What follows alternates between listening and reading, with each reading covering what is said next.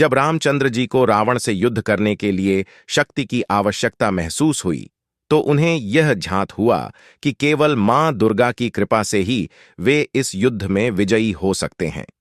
उन्होंने देवी दुर्गा की विशेष पूजा का आयोजन किया, जिसे अकाल बोधन कहा जाता है। अकाल बोधन का अर्थ है समय के विपरीत दुर्गा का आवाहन करना, क्योंकि दुर्गा पूजा आमतौर पर वसंत ऋतु में होती है, लेकिन राजा राम ने शरद ऋतु में दुर्गा की पूजा की थी। रामचंद्र जी ने 108 नीले कमल के फूलों से देवी दुर्गा की पूजा करनी शुरू की।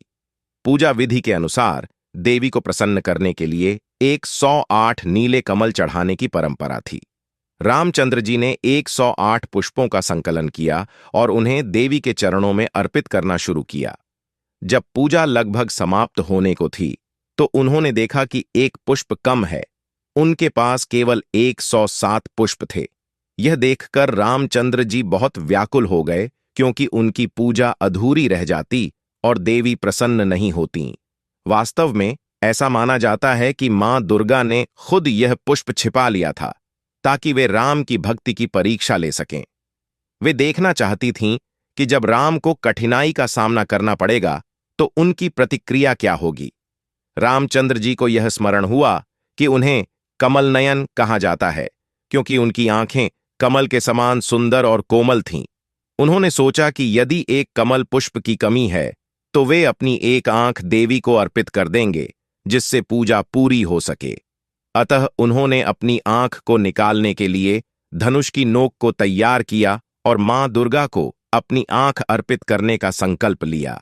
जैसे ही उन्होंने अपनी आंख निकालने का प्रयास किया, मां दुर्गा तुरंत प्रकट हो गईं। उनकी इस अद्वितीय भक्ति और निष्ठा से प्रसन्न होकर देवी दुर्गा ने उन्हें रोक लिया और कहा, हे राम, तुम्हारी भक्ति और समर्पण अपार है। तुम्हें अपनी आंख अर्पित करने की आवश्यकता नहीं है। मैं तुम्हारी पूजा से पूर्ण रूप से प्रसन्न हूं।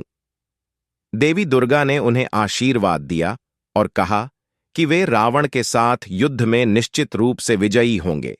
इसके बाद रामचंद्र जी ने रावण से युद्ध किया और मां दुर्गा के आशीर्वाद से उन्होंने रावण का वध किया और लंका पर विजय प्राप्त की। यही कारण है कि विजयादशमी के दिन को मां दुर्गा की कृपा और रावण पर राम की विजय के रूप में मनाया जाता है। इस कथा में राम की निष्ठा और भक्ति का अनूठा उदाहरण मिलता है, जिसने देवी दुर्गा को उनके सामने प्रकट होने के लिए विवश कर दिया।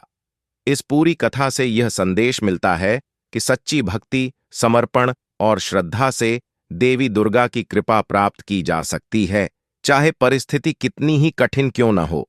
राजा रामचंद्र की दुर्गा पूजा और उनकी भक्ति का यह प्रसंग आज भी प्रेरणा का स्रोत है।